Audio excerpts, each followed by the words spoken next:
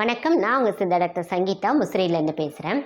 நிறைய பேருக்கு ஒரு பிரச்சனை அப்படின்னு பார்த்தோன்னா மலச்சிக்கல். காலையில் எழுந்திரிச்ச உடனே மலமானது எளிமையாக கழியாமல் தேங்கி இருக்குது அப்படின்னாலே காலையிலேருந்தே நமக்கு ஒரு இரிட்டேஷன் ஆரம்பிச்சிடும் இல்லையா? ஸோ இந்த மலச்சிக்கல் நீங்குவதற்கு நம்மளோட உணவு முறைகளில் எல்லாரும் சொல்கிறது தான் நிறைய காய்கறிகள் எடுத்துக்கோங்க, கீரைகள் நிறைய எடுத்துக்கோங்க, பழங்கள் நிறைய எடுத்துக்கோங்க அப்படின்னு.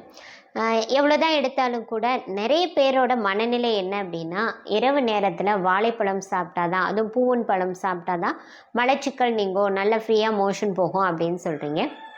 வாழைப்பழம் ரொம்ப நல்லது, நிறைய சத்துக்கள் நிறைந்த பழம்தான். ஆனால் அது இரவு நேரத்தில், அதுவும் குறிப்பாக டயபெட்டிக்லாம் இருக்குது அப்படின்னா, ஒரு சர்க்கரை நோயாளிக்கு மலச்சிக்கல் என்பது சர்க்கரையின் அளவு அதிகமாவதனால் மலச்சிக்கலும் ஏற்படக்கூடிய ஒரு காம்ப்ளிகேஷன். அந்த மாதிரி பிளட் சுகர் லெவல் அதிகமாக இருக்கும்போது, அதுவும் குறிப்பாக இரவு நேரத்தில் ஒரு பழமோ அல்லது 2 பழங்களோ எடுக்கும்போது அது இன்னும் சர்க்கரையினுடைய அளவை அதிகப்படுத்துவதற்கு வாய்ப்புகள் இருக்கும். ஸோ அது மட்டும் இல்லாமல் கபம் சார்ந்த பிரச்சனைகள் இருக்கும் பொழுதுமே வாழைப்பழம் நிறைய எடுக்கும்போது இந்த சைனஸ் தொந்தரவுகள்லாம் அதிகமாகிறத நம்ம பார்த்துட்ருக்கோம். ஸோ அந்த மாதிரி மலச்சிக்கலை நீக்கணும், அதே சமயத்தில் சர்க்கரை அளவையும் கூட்டாமல் இருக்கணும். அந்த மாதிரியான பழங்கள் அப்படின்னு பார்த்தோன்னா, அதாவது மலச்சிக்கலுக்கு வாழைப்பழம் மட்டும் இல்லாமல் மற்ற பழங்களும் உதவும் அப்படிங்கிறத நம்ம புரிஞ்சுக்கணும்.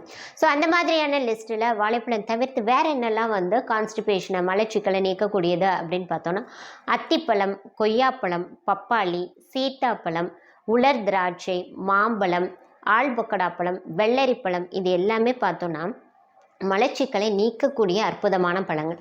எல்லா பழங்கள்லையுமே ஃபைபர் கண்டென்ட் அதிகமாக தான் இருக்கும், மலச்சிக்கலை நீக்கக்கூடியதான்.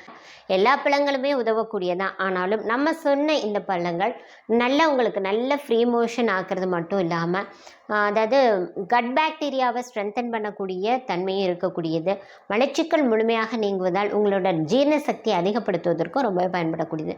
ஸோ நிறைய பேர் என்ன கேட்குறீங்க, இந்த வாழைப்பழம் தவிர வேறு எதுவுமே மலச்சிக்கலுக்கு இருக்காதா அப்படின்னு கேட்டுகிட்டே இருந்தீங்க. ஸோ அவங்களுக்காக தான் இந்த வீடியோ போஸ்ட் பண்ணியிருக்கோம். உங்களுக்கு கண்டிப்பாக பயனுள்ளதாக இருக்கும். எல்லா விதமான பழங்களிலும் இந்த குறிப்பிட்ட பழங்களை தவிர்க்காமல் கண்டிப்பாக எடுத்துக்கோங்க. சித்தர்கள் வணக்கம்.